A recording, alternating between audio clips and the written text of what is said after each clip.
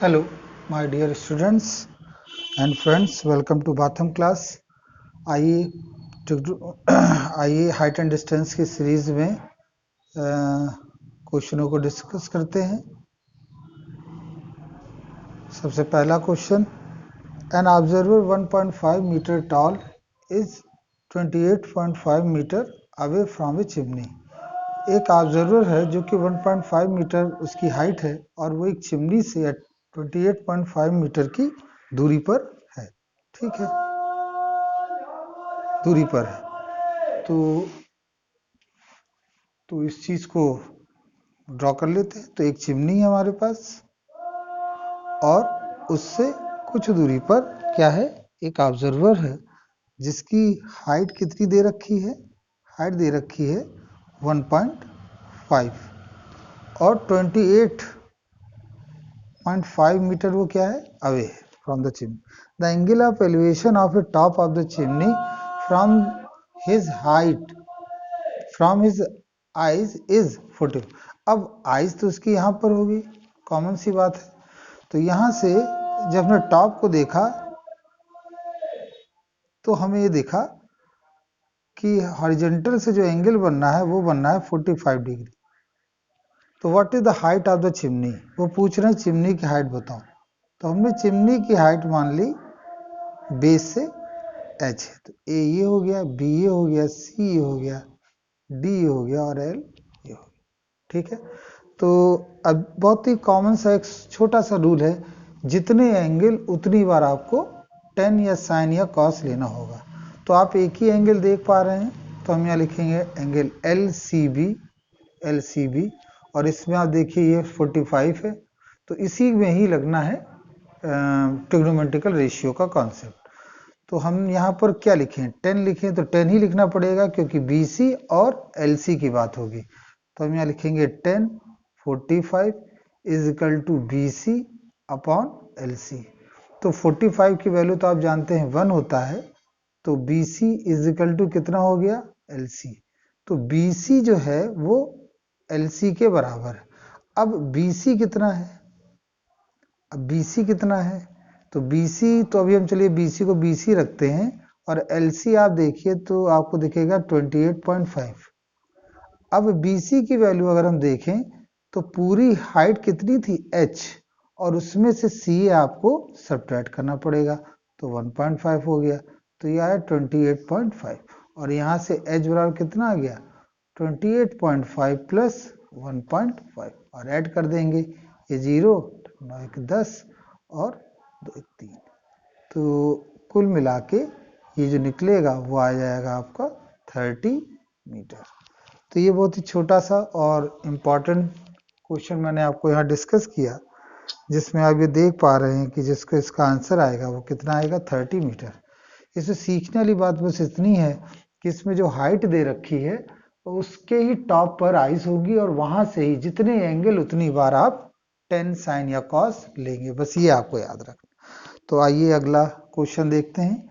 अगले क्वेश्चन में लिखा है the angle of elevation of the top of the tower from 2 point P and Q at a distance of A and B।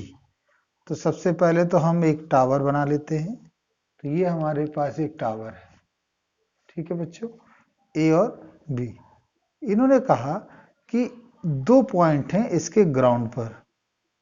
तो ground पर चूंकि पहले उन्होंने P बोला तो P पहले लिख लेते हैं और दूसरे में Q बोला तो Q लिख लेते हैं। P Q at a distance, P जो है वो A डिस्टेंस की दूरी पर है, तो ये हमने A कर लिया, और जो Q है वो B डिस्टेंस की दूरी पर है, तो ये हमने यहाँ से B कर लिया। ठीक है, अब in a same straight line with its are complementary, ये जो एंगल्स हैं respectively from the base and in the same straight line with it are complementary, मतलब यहां से जो एंगल ऑफ एलिवेशन जो इनका बन रहा है वो कैसा एंगल बन रहा है, वो बन रहा है कॉम्प्लीमेंट्री।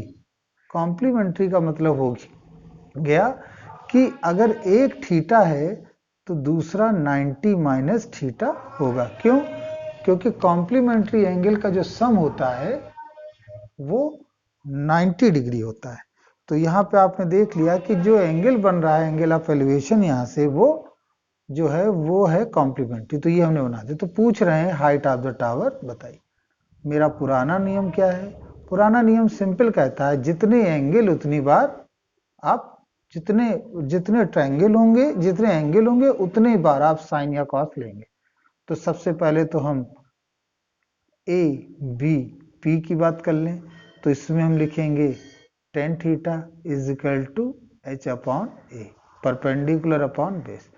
फिर हम लिखेंगे क्यू ए बी लिखेंगे क्यू ए बी। इसमें अगर हम देखें तो वो आ जाएगा 90 माइनस थीटा। तो देखिए परपेंडिकुलर आपका एच है और बेस कितना है बच्चों? बी। अब एक मैजिक यहाँ पर देखिए जो कि आपको प्रॉपर्टी पता होनी चाहिए। tan 90 थीटा ये होता है cot थीटा। तो ये हो जाएगा आपका h अपॉन बी। अब इन दोनों को हम इंटू कर देंगे, 1 और 2 को इंटू कर देंगे। तो जब आप 1 और 2 को इंटू कर देंगे तो tan थीटा और ये हो गया cot थीटा, और इंटू करने पर आया h अपॉन ए और h अपॉन बी। तो tan और cot तो एक दूसरे का अपोजिट होते हैं, तो ये तो हो गया 1 और ये हो गया h स्क्वायर, ये हो गया ए बी। तो h स्क्वायर बराबर कितना आ गया? A B. h बराबर कितना आ गया? Under root A B. तो आप देख सकते हैं जो हाइट आई वो कितनी आ गई बच्चों? h under root A B. वही हमें प्रूफ करना था इस क्वेश्चन में। अब अगला क्वेश्चन देख लेते हैं, ये भी हमने लिखा हुआ, इसको भी समझ लेते हैं। इस क्वेश्चन में कहा गया एक आदमी है जो कि एक standing on A bank of the river observe that the angle of elevation of the top of the tree standing on the opposite is 60 degree. एक आदमी है, एक रिवर है, ये देखिए रिवर की विड्थ हो गई, और ये है आपका ट्री। तो अब चूंकि आदमी की तो यहाँ हाइट दी नहीं है क्वेश्चन में, तो उसको हम पॉइंट के रूप में, तो रिवर के अपोजिट से जब वो देखता है उस ट्री का एंगल ऑफ एलिवेशन तो कितना दिखता है? 60 डिग्री। ठीक है। When he moves 50 metre away, अब आगे तो नदी है तो अवे फ्रॉम, अवे मतलब दूर हट रहा है, तो यहां से वो दूर हट रहा है कितना? 50 मीटर अवे। तो पहले ए था, ये बी था, ये सी था, 50 मीटर पीछे हटा तो ये हो गया के। तो 50 मीटर अवे हटा, from he finds that the angle of elevation to be 30 degree. अब उसने यहां से देखा तो उसे दिखा 30 डिग्री का एंगल।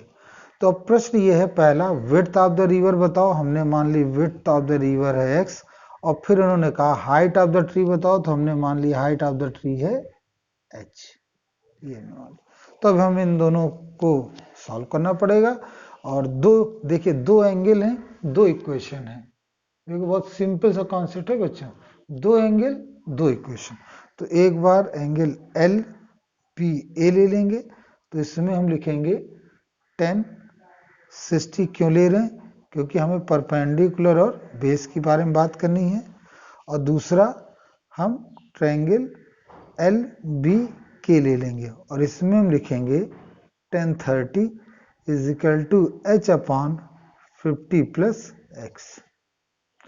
तो सबसे पहले तो इन दोनों को हम सॉल्व कर लेते हैं, तो इनको डिवाइड कर देते हैं, तो एच एच कैंसिल हो जाएगा। तो ये आ जाएगा tan 60 अपॉन tan 30 is equal to 50 plus X upon X. tan 60 की वैल्यू होती है √3 और tan 30 की वैल्यू होती है 1/√3। तो जब आप सॉल्व करेंगे तो √3 इंटू √3 आ जाएगा, और ये आएगा 50 प्लस एक्स अपॉन एक्स। तो आप मल्टीप्लाई करेंगे तो 3x मिलेगा। 3x equal to 50 plus x, और ये आ जाएगा 2x इज इक्वल टू 50, और ये आ जाएगा x इज इक्वल टू 25। ये आ गया 25। तो ये हमने यहाँ पर सॉल्व कर लिया। दूसरी बात इसमें पूछ रहे हैं, ये हो गई विड्थ ऑफ रिवर की। दूसरी बात पूछ रहे हैं the height of the tree. अरे भाई x पता चल गया है, यहाँ रख दीजिए, आपको हाइट ऑफ द ट्री मिल जाएगा। तो लिख देंगे फ्रॉम 1, तो h इज इक्वल टू क्या होगा? 25 tan 60 मतलब √3, और अब आप √3 की वैल्यू रख दीजिए, जो निकलेगा वो हाइट ऑफ द ट्री होगा। तो आई होप ये क्वेश्चन भी आपको समझ में आया होगा। इसको बहुत गौर से देखें बच्चों, जिससे कि आपके हाइट एंड डिस्टेंस के क्वेश्चन एक्यूरेटली अब की बार सॉल्व हो सके। आई होप ये वीडियो आपको पसंद आया होगा। Thank you very much.